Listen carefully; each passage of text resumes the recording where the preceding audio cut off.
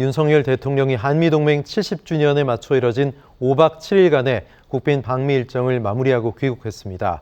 이번 국빈 방미는 경제 중심의 정상 외교가 핵심이었는데요. 경제 분야에서 어떤 성과가 있었는지 장영진 산업통상자원부 1차관 모시고 자세히 말씀 나눠보겠습니다. 차관님 어서 오십시오. 안녕하세요. 네, 안녕하십니까.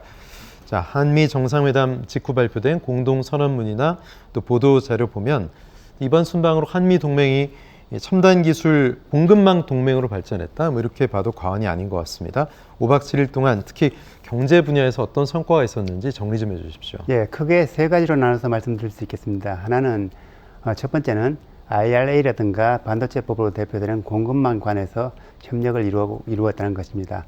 그동안 방미 전에도 정부 간의 협력을 통해서 상당 부분 우리 입장이 반영되어 있지만 일부 잔여 쟁점이 남아 있었습니다.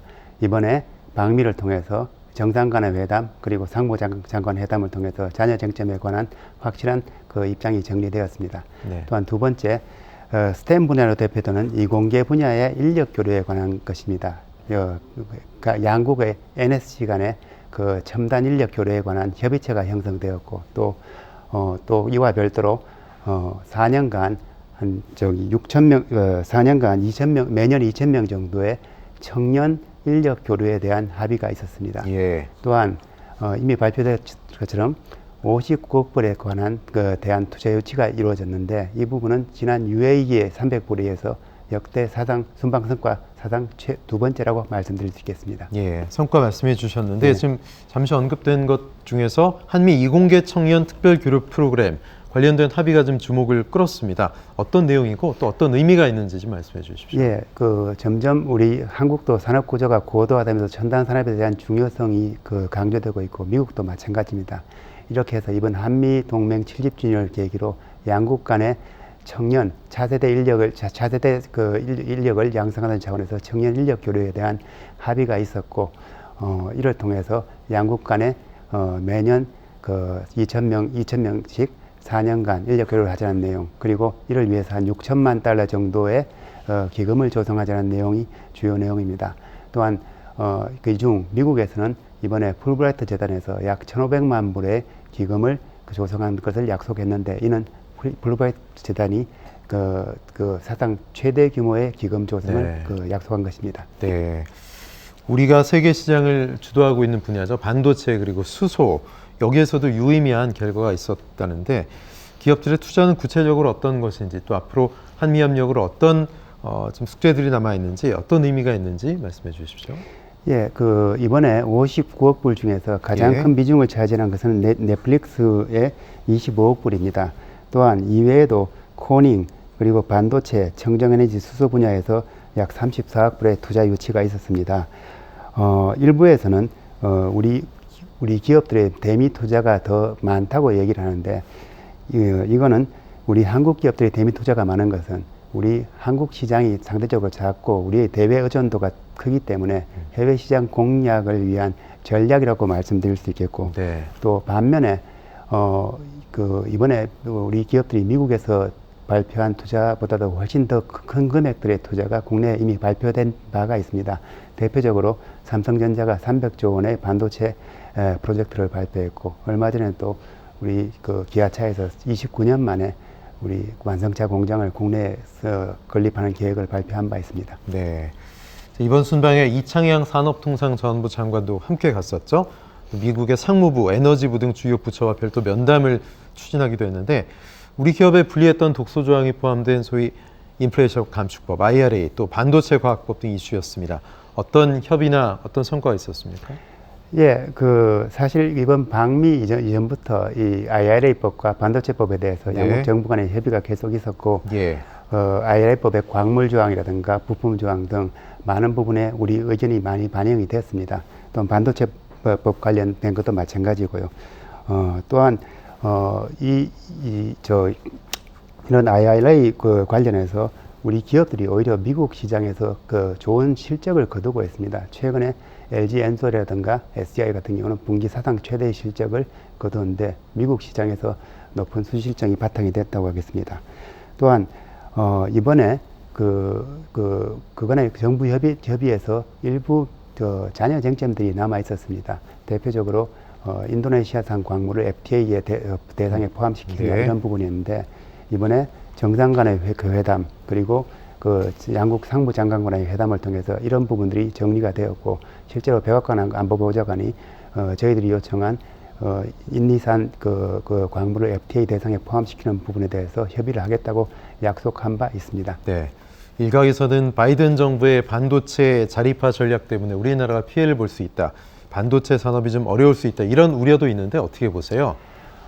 저희 첨단 산업의 기본 정책은 마더 팩토리, 특히 말하자면 핵심 역량은 국내에 보유한다는 전략입니다. 네.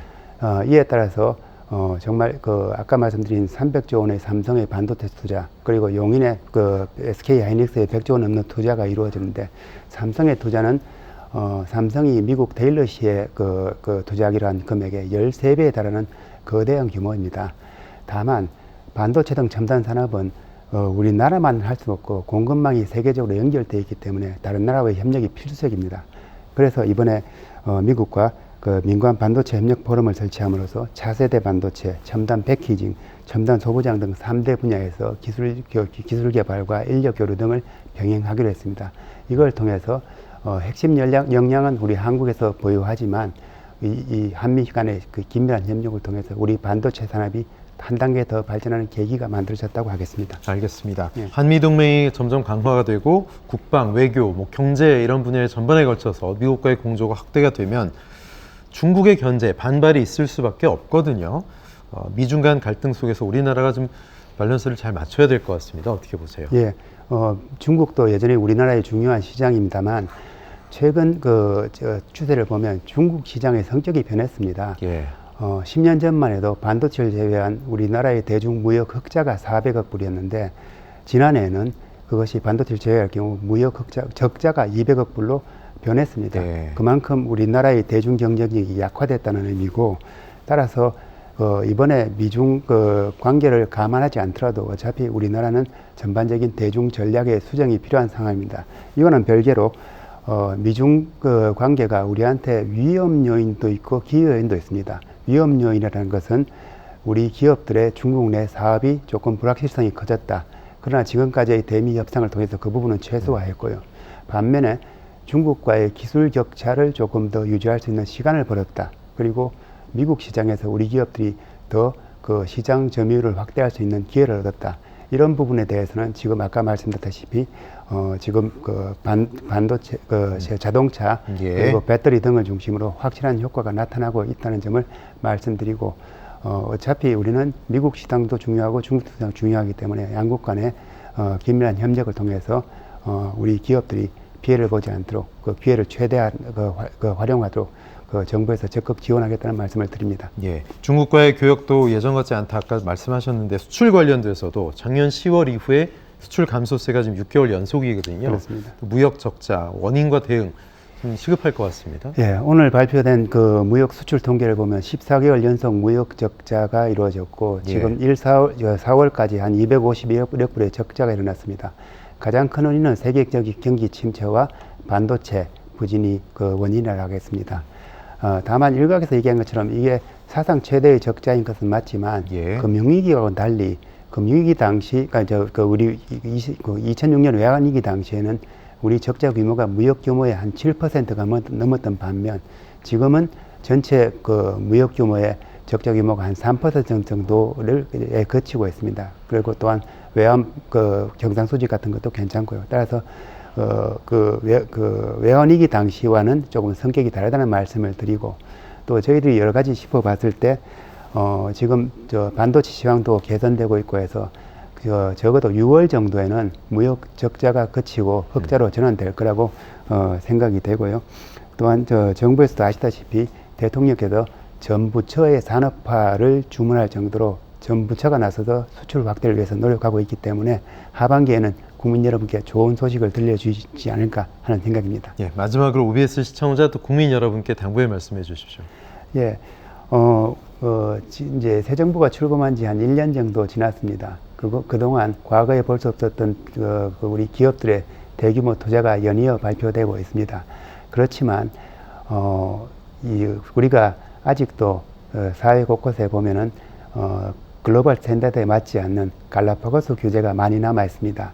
이런 규제들을 지속적으로 개선해서 우리 기업들이 좀 더 많은 투자를 할 수 있고 또 우리 국민들에게 좀 더 좋은 양질의 일자리를 제공할 수 있도록 산업부를 포함한 정부가 적극 노력하겠다는 말씀을 드립니다. 네, 계속 애써 주십시오. 장영진 산업통상자원부 1차관과 말씀 나눴습니다. 고맙습니다. 감사합니다. 네.